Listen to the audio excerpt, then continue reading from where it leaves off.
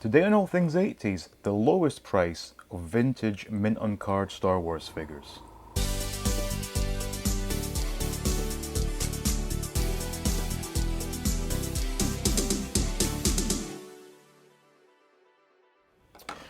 Welcome back to All Things 80s. Now in this video, I'm going to take a look to see what is the minimum price it would cost to buy a set of vintage mint on card Star Wars figures. Now this will be part one of a series. In this video I'm sticking strictly to the figures that were released on the Star Wars card back.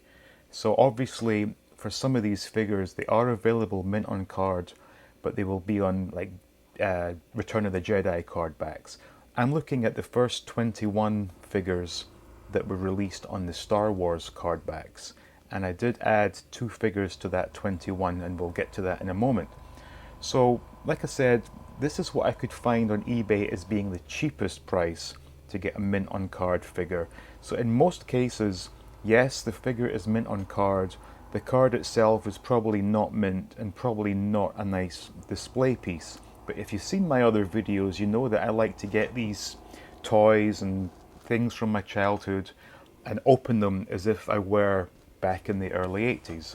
So with that in mind, we're going to start this by looking at Luke Skywalker. So the cheapest Luke Skywalker mint on card with the Star Wars card back is $1,300. And this card back itself looks pretty decent. It does have the price tag, which obviously diminishes the value, but for someone like me who likes to get these things opened, doesn't matter. And in fact, if anything, it makes it more authentic to the experience. So that's $1,300 for Luke. Next up, we have the small head Han Solo. This one is coming in at $3,799, and this has been AFA graded, I can see. Looks decent enough. Not quite sure what that white smudge below the sort of price area is, but it's an okay example. But for $3,799, I don't think so. Next up, the big-headed Han Solo. This one's, I was going to say it's quite reasonable. Trust me, $1,850 for a 3 3/4 inch toy is not reasonable, but compared to the small head, yeah, it's a bargain, right? This one looks to be in fantastic condition. However, it's a lot of money. Next up, Princess Leia. Again, looks like to be pretty darn good condition. However, $1,950. And remember, like I said, these are the cheapest prices for these figures. There are examples a lot more than this, but we're dealing with the cheapest. Next up, Chewbacca. $1,800. Again, another AFA graded figure. I mean, look, this one is mint, but if I were to be purchasing these, I could not justify ripping open something that's in such good condition as this. So next up, Obi-Wan Kenobi. Now this is realistic almost. $590. However, I do see the card back is pretty warped and there's a huge price sticker on there. But if I were fortunate enough to have the money to blow on these things, I would get this Obi-Wan Kenobi. I'd just rip that thing off and just bring back those great memories. $590, that's the cheapest yet. Darth Vader, $880. Card back is okay, it looks a bit scabby around the edges, but $880. Stormtrooper is only $500. And this one looks rather nice actually. I'm not going into all the descriptions of these, but from a first impression, this is the best bargain of the lot so far. And again, it would be so nice to get a brand new, fresh from the packet Stormtrooper, because as you know, this is one of the figures that does not age at all well. But to get a brand new one from 1978, that would be fantastic. Next up, Death Squad Commander, $600. Again, good, well, good price in comparison to the other prices. $600, a lot of money for a pretty insignificant figure in the range. Again, this card looks decent. It's not absolutely mint, but it's all right. R2-D2, $600, which again, the lower end of things. This one looks to be not too bad. It's not spectacular card, but figure obviously mint inside, which is all I would be concerned about. C3PO, wow, $250, but I can see the card back as it's all bent, there's damage down the sides, couple of price tags. Again, for me that would not be a problem. I'd be getting the thing opened anyway. Obviously perfectly brand new figure inside, which is all I would be concerned about. So $250, the lowest yet. Tusken Raider, $750. Card itself looks okay, unpunched, no price stickers. So I guess in the grand scheme of things, this is a bargain, right? $750. Now Jawa, $400, but this one, I did read the description, and someone has used a marker pen on the front of the card. I can't, it's pretty bad writing. It looks like it might say vintage, or it says something, and it's completely devalued it as a mint on card piece. But again, the figure is brand new. That's all that's of any concern to me. Now, the vinyl cape Jawa, $14,300. Aye, again, you know, let's just say, for example, I was a multi-millionaire.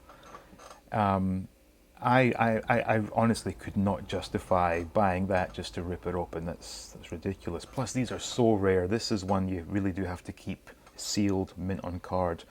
So I've done a little calculation here.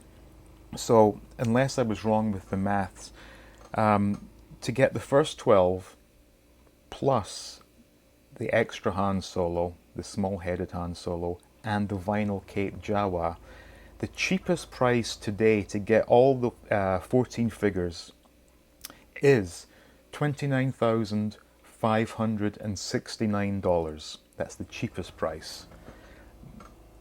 And like I said, these are not prime examples of mint on cards, so you can imagine if you were getting the most mint example there is out there, probably multiply this number by 4 or 5 anyway.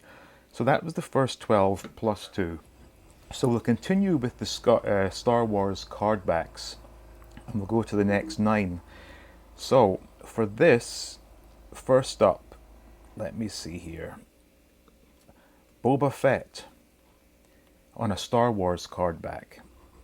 This is coming in at $5,800, lowest price I could find for one of these. Wow. I mean, it is well, it's an extremely rare figure to find on the Star Wars card back. So 5,800 is probably a decent price. Not something I'll be buying anytime soon. Luke Skywalker X-Wing pilot, $600. I always loved this figure. I thought it had a nice color to it. The card back, unpunched, of course, has a price sticker, but for $600, it's all right, I guess. Next up, Death Star droid, again $600. This one is it has the Boba Fett rocket firing jetpack offer, so I guess that's something. Big, is that Toys R Us? Big Toys R Us sticker on the front, $600. This would be a figure I would like to buy in this format, because any ones that I've seen that are used, the black paint just comes off these, like on the shoulders, the eyes, so easily, and they all get scratched up. The joints are all loose. This would be if I was going down that route, if I had the money, I would probably pay $600 just to get a perfect Death Star droid. Next up, R5-D4, $785, and this one is punched, has price stickers, but the figure, again, it looks fantastic to see such a brand new example of this figure, because as you know, any of the white plastics from then tend to yellow. And this one was prone to losing the chrome touches as well. So this, for $785, I guess, and if you want a prime example of R5D4, that's the price you're going to pay. Power Droid, one of my least favorite figures, $785. And this one, the card is all creased. It's not been punched, but it's creased, it's dented, the bubble looks yellowed. But again, you're getting a brand new figure. So, you know, there you go, $785. Hammerhead. Ah, this is cheap. $306. Card is punched, has a price sticker, but you know, for a Star Wars card back figure, that's a pretty good price. Although the figure itself is not one of the better figures, but $306. Greedo, $850. This one looks nice actually. It is punched, but it does look to be in pretty tip-top condition. 850, I guess. Again, like I said, cheapest price. There are more expensive ones. Walrus Man, $350. All right, first up okay. Now, this is interesting. This could be sold as an unpunched mint on card because technically the peg hole's not punched, but it is missing the top part. A big old price tag on there. Figure looks fantastic, obviously. $350, I guess that's okay. Snaggletooth, $900. Big sticker on there. Apart from that, it is punched, but looks okay. $900. So, I've done a little bit of calculation here. So Wave 2, which were the last 9 figures we just looked at, the cheapest price available for those 9 figures, $10,416. So, we remember from the first batch, the first 12, Wave 1, plus the extra Han, the extra Jawa, $29,569. So, combine those two figures for all the figures that were released on the Star Wars card back, we have a grand total of $39,985. So call it 40 grand for 23 pieces of plastic. It's a lot of money. And also I should point out, this did not include shipping. This was just the asking price for these figures. So with shipping, add a couple hundred onto that. Yeah, just a touch over 40 grand to get all Star Wars card-backed figures. Wow. You know, like I said, if you were a multi-millionaire, that's pocket money. For people like me, it's just a dream. It really is. So anyway, this was part 1 of this series. I'm going to continue and go through the lines, and at the end of it, we'll just add up what the minimum price would be to get a whole collection of vintage Star Wars mint on card. So anyway, I thank you for watching. I hope you enjoyed it, and please do like, please subscribe, because we have a lot more excellent content coming your way. Thank you.